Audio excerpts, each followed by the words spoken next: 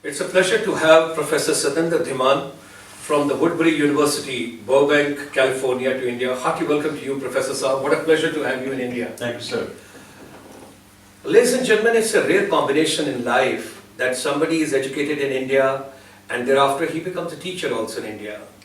And thereafter he moves to United States and he first becomes the student and then he becomes the teacher. He authors a couple of books over here, and after reaching over there, doing a lot of research, and of course, he pens down a number of volumes and the books over there as well. What a pleasure, Professor Saab, to have you over here, because you have a combination and experience and expertise of both the continents. Of course, besides that, wherever world over you have traveled, you hold such a enormous experience of different destinations.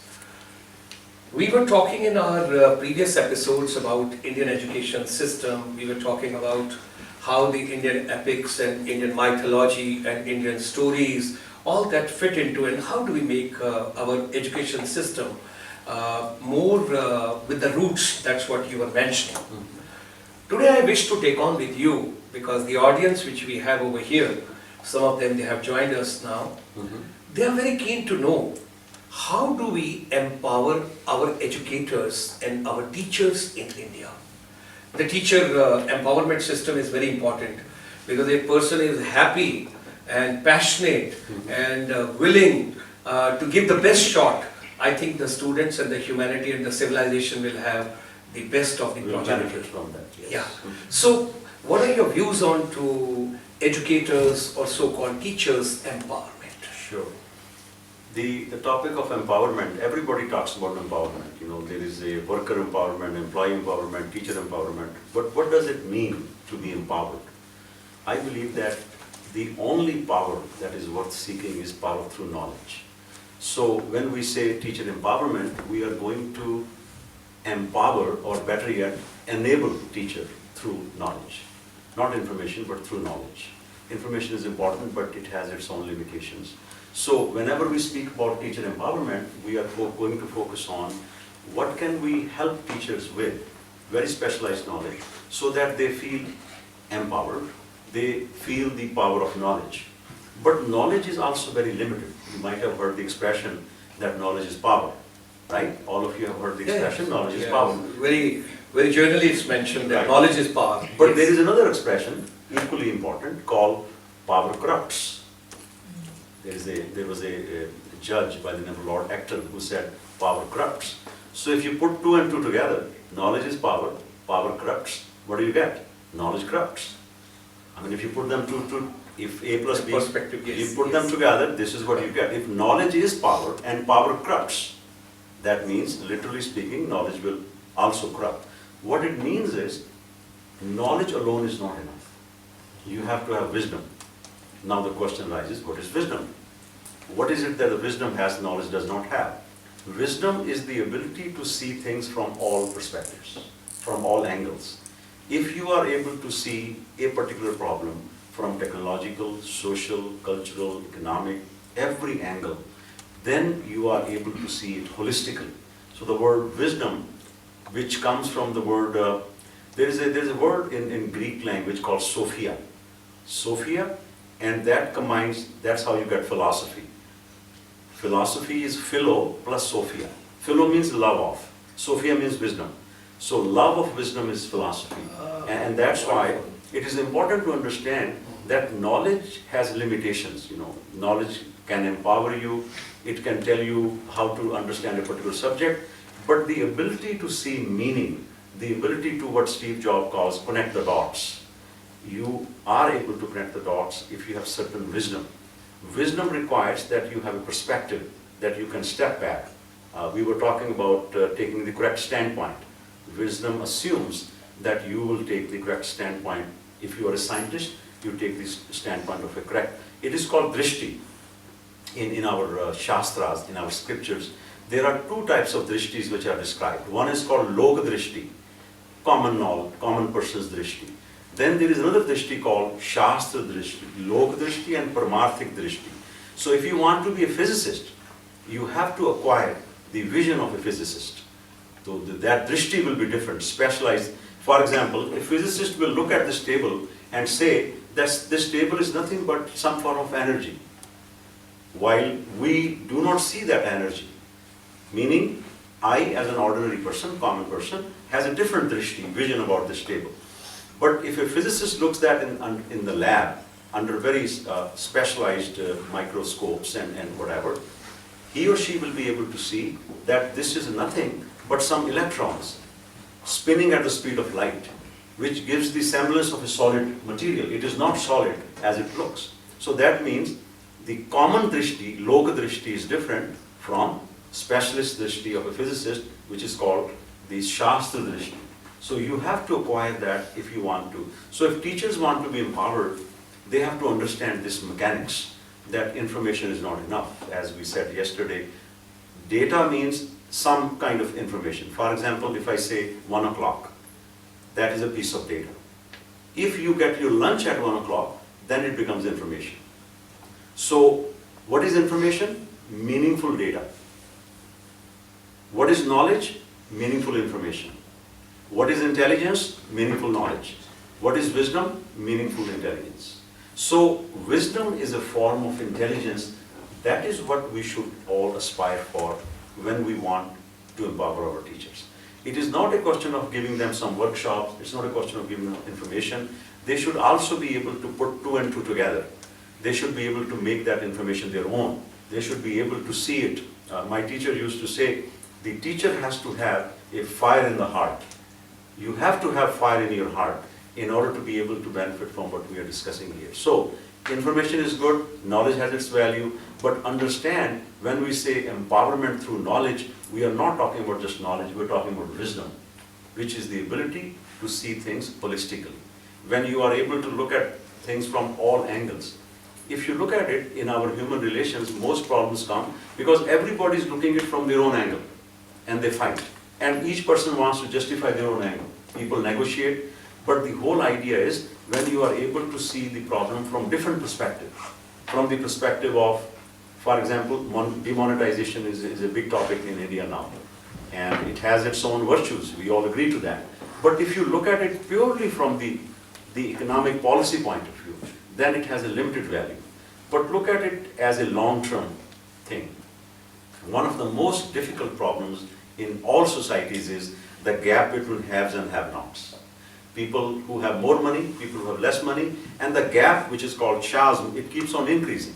So demonetization, for example, can help to, in the long run, bridge that gap. It is one of the best examples of somebody looking at the welfare of a common person in the street. A common person in the street will have access to certain things which the person did not have because of the other system that we used to have. So here, information and knowledge, when you look at long term, it has different views, right? Similarly, there are certain things you want to do in the short term, but in the long term, they are not good. So this vision of shifting from short-termism to long-termism is what is required to help our teachers empower. Because if we focus only, this is what happened with the financial industry. They were focusing on short-term, quarterly earnings, yearly earning, but over the long term, they were shortchanging the stakeholders. Three beautiful words you have used, and rather I would say, you have drawn the inferences, knowledge, information, and wisdom. Wonderfully clubbed. Now, let's take an example. Some of the people have come to education profession as educators willingly, knowingly, consciously. But some of them, they have come circumstantially because they were looking forward to some kind of a job, they wanted to take it up somewhere. And they thought, okay, fine, this is also one of the profession. But this being the most sensitive, where you are shaping a human being, you are shaping a person, you are shaping somebody's life. So such people, how they should be made more passionate toward their profession? This is a fundamental problem in all professions. You have people in the business who should be in the military. You have people in the military who should be in education. So these misfits are everywhere. But teaching is something very special. Here, the cost of a misfit person is very high. If you are a bad employee in a bank, the damage that you will do is very limited. But if you are not a good teacher, then you are playing with future generations. Therefore, in my biased opinion, since every opinion is biased, my opinion is also biased, only those people should come to teaching who are dedicated to the temple of learning. Because learning is a temple, and who are dedicated to furthering the knowledge base, only those people should come to. Teaching is not a profession. Teaching is a calling. Is it a devotion? It's a calling, yes, it's a devotion. Okay. It is an offering. You are doing your offering to the universe. So only those people should come to teaching who are convinced that this is what they want to do with their life, and accordingly they should prepare for that. Why? Because not only a person who is a misfit in teaching will be damaging the futures of the student, it will not be good for that person also. Because for your own satisfaction, you have to be good. There was a Lebanese poet I talked about in some other context, Khalil Gibran. He says that if you do not love what you do, then you should better be sitting at the outside temple and begging alms for your living, because that may be even more worthwhile. So the very first requirement of teaching is that you should, if you have come to this profession, check your motivation. Remember, we asked yesterday for you to prepare personal mission statement, SWOT analysis, right? Be honest with you. Teaching, like anything else, is not for everybody, right? Everybody cannot be an engineer. I cannot be an engineer. I don't even know how to change the bulb, right? So that doesn't mean that, I should try to learn everything in my life. Life is short. So take a good inventory of your plus points, what your passion is, what your vision is, what your values are. Try to connect your passion with your purpose, your values with your vision. It's a very interesting statement. So if you're able to do that, something inside will tell you that teaching is not best for you, or will tell you teaching is best for you. If you make that decision, then the next step will be, how can I become the best teacher I can? Then some steps can be shared, help can be given. But as we talked the other day, nobody can help a person's attitude. There is no workshop which can change a person's attitude. That is something you have to work on, everybody has to work on. That's why Southwest has that philosophy. We hire for attitude, we train for skills. Empowerment can be done if somebody is already motivated to be a teacher. Empowerment, you can take a horse to the river, but you can't make the horse drink water. The horse cannot be motivated to drink the water. Similarly, a person can be here from 9 to 5 as a teacher and take some classes, give some lectures, but if his or her heart is not there, you are short-changing future generation. So take a good stock at yourself, look at yourself, be honest, and also do a service to yourself, do a favor to yourself. If teaching is for you, then you jump into it head on. Devote yourself, body and soul and mind to it. If it is not for you, then you should find out what you are cut out to do best, then you should do that. That will be good for the institution, it will be good for you, it will be good for the audience that you are addressing. Wonderful. So empowerment cannot happen without passion inside. Before we open the question to the audience, can you give some fine tips, maybe 2 or 3 mool mantras or something? How do we empower Indian teachers, so that they are passionate, and when you said that they are shaping the life, they are shaping the civilization, they are shaping tomorrow. So maybe some fine tips, because last 4 decades you have been deeply associated with the human resource development, education system. I have been very fortunate that I have been a student myself for the last 40 years. In my heart, I do not look at myself as a teacher, because ultimately we are all students. Last day we used the word seeker. We are all seekers after truth. Whatever your subject is, finance, accounting, management, leadership, HR, whatever, we are all seekers of truth in that particular subject area. I will share 2 very simple systems or methodologies which all of you can use, all of us can use, which has benefited me in my life also. The very first thing you have to understand is that you have to love what you do. If you, Steve Jobs also, and many other people have said the same thing, that if you do not love what you do, it will show. Your students will know that, they will know that you are just going through the motions. Many people are going through the motions. They are doing same thing over and over. And you tell them to change, they start doing more of the same. That's the change that they do in their life. that is not going to help. So find out, now how do you know that what you love? That's a very good question. How do I know that I love something? The answer is very simple. Ask yourself, if your economic needs are taken care of, let's say that you win lotto, you win lottery, you win 10 crore ki aapki lottery nikal gayi. Then you ask yourself, now my economic needs 10 crore काफी हैं और बढ़ा देते हैं 15 crore चलो आपके लिए 15 crore कर देते हैं. मान लीजिए you won 15 crores a lottery. Then you ask yourself, what is that work, that job I still want to do when my economic needs are taken care of? That is the work you should be doing every day. Nothing less than that. Because anything less than that is not living, it is waiting, it is rehearsal. Many people are doing full dress rehearsal in their life. They never live. Only those people live who love what they do. And it doesn't matter what it is. I mean, I see how much passion is there in this, the technical team, the people who are filming this particular session. They really love what they're doing. You can tell that, right? It doesn't have to be that you have to be a teacher. You can be anybody. But it is the mindset which is important. आप किस भाव से करते हैं? So try to bring this aho bhav. That bhav has to be there. The bhava has to be there. That is the first thing. Love what you do.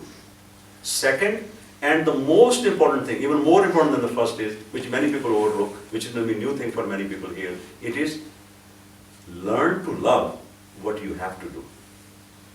For example, you love teaching, no problem.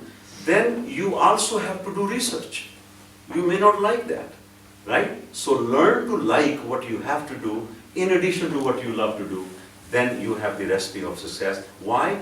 Because that's the way it is. If we only do what we like to do, most people will not get out of bed in the morning. Because who wants to get out of bed at night? Right? So love what you do, learn to love what you have to be. The second have to part is more important. Wonderful saying. Let's have some questions. Yeah. Sir, your points are very well taken. So one thing I would like to ask you is, what according to you can be the 3 best things in a perfect teacher or in a good teacher who is managing each and everything very well? So what according to you, what is your art of thinking that yes, she or he is a very good teacher? What can be the 3 best things in him or her according Give to your you? name. So my name is Neha. Name of you. Teaching, to become a teacher, teaching है यज्ञ करना. आप यज्ञ कर रहे हैं, आप अपने नॉलेज की आहुति दे रहे हैं क्लासरूम में. So it's very pious, very noble, very pious feeling. This challenge necessitates. So you said 3 things, right? What if I give 4? Is that okay? Yes, sir. Like a friendly amendment to that. Okay. Or maybe 2. I don't know. Let's see how it unfolds. The very first thing, Sharma ji, which is required in a teacher is, the teacher should first of all be a student, a good student, a good learner. That person should himself or herself have burning passion, desire. This is what's called mumukshatam. That person should be jigyasu. The person should be seeker after truth. Very first requirement. Desire to learn. Desire, not desire, burning desire. Burning desire. I mean, it is something like your hand is, you might have seen in the villages, they make ganne ka ras. Sugarcane, वो जो machine होती है, if somebody's hand gets stuck in that, it's a very bad feeling, right? The person would like to get it out quickly. That kind of intensity should be there when you want to read a new book, because you should be, internally you should be craving. The word is craving. You should crave for knowledge, like some people crave for some things to eat, right?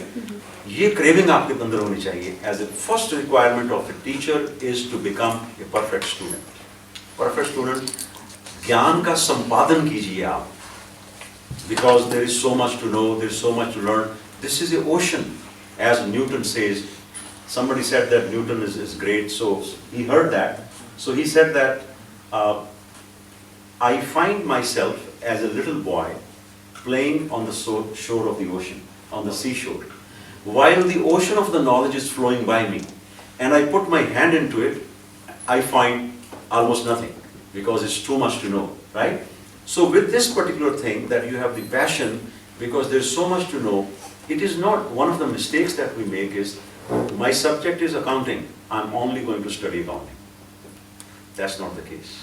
You see, when you go in a business and you have a problem, let's say that you are a CEO of a company, and there is a problem that you have to solve and challenge you have to meet.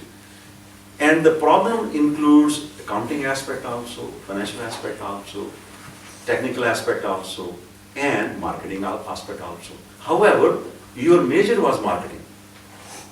Your focus was marketing. You cannot say, oh, because I'm a marketing person, I cannot handle the whole thing. There you have to handle the whole thing, right? So the second, after the passion about teaching, the second requirement is, you should prepare yourself widely.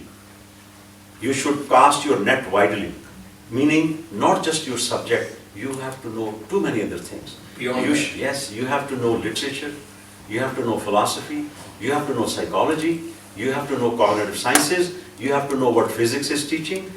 Just you should kind of get into the habit of learning, get into the habit of reading. Reading is very important. So in order to embellish upon what you know, become a good student, read widely, become members of library. These days everything is available online. Read as a matter of habit. Read 3 to 5 hours every day. Just like you do, people go to gym, they become very religious about it. Similarly, you should have time set aside for reading.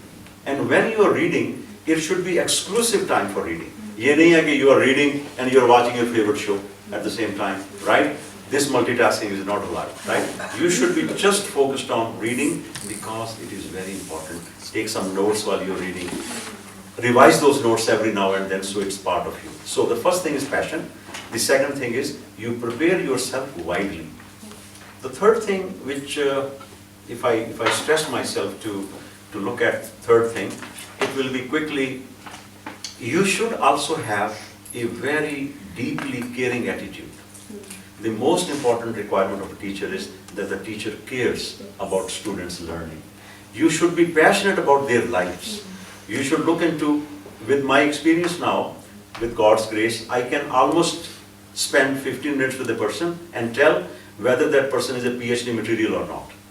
I have done that with many students of mine. As I said that in our university, almost 30% faculty member are my students in some form or the other. They have taken classes with me or in the PhD, help with them with their thesis. So these three qualities, that you are passionate about what you do, you are willing to prepare yourself widely, not just your subject matter, and at the same time you have this caring concern for the well-being of your students, then your students will love you. They will always appreciate you. After 30, 40 years, they will always remember you. Those are the three things. Other things can also be thought, but time is the issue, so we would like to move on. Thank you very much, Professor Sam. It's such a wonderful, because this subject is very, very sensitive when you talk about teachers' empowerment, and particularly sometimes you find the people, those willingly have not come to this profession, but circumstantially they have come to. So, but it I is, think, if I may interject there, even if you have come to this profession not unwillingly, circumstantially, still there is a saving grace. There is a possibility that somehow, while you are here, you did not come here because you wanted to be a teacher, but somehow circumstances made you aware of the importance of your role as a teacher. Then you become serious. So it's change हो सकता है. ऐसा नहीं है कि you are born as a teacher. I don't believe in that theory. Because if you go by that theory, then most of the people should not be here. Most of the people should not be a teacher. The idea is teachers are born as well as they are made. They are made in workshops like these. They are made by self-study. They are made by their self-effort. So even if you think that, initially when I came, I was not very serious, but now I realize the importance of being a teacher. I take it very seriously. So whenever you wake up, it's morning. So do not get disheartened by my saying that, if you came to this profession but you are not motivated, that is fine, that is behind you. But now you are here, you move from here, as the next step should be towards being a teacher, good teacher. thank you very much. So those of us, those are enjoying this particular episode, wherever you are, This particular episode was one of the most key factors and the most important, when you talk about teachers' empowerment. And I'm pretty sure that after viewing this particular episode, each one of us, those are in teaching profession, we will be more passionate, we will be more energetic, we will put in more efforts to know our subject better, and at the same time, we would empower every youth we will come across. Thank you very much, Professor Saab. My It was privilege. such a pleasure to have you in India, My honor, particularly sir. during this trip, and to have your views. I'm sure that we'll take on the next episode later. Thank you. Thank you.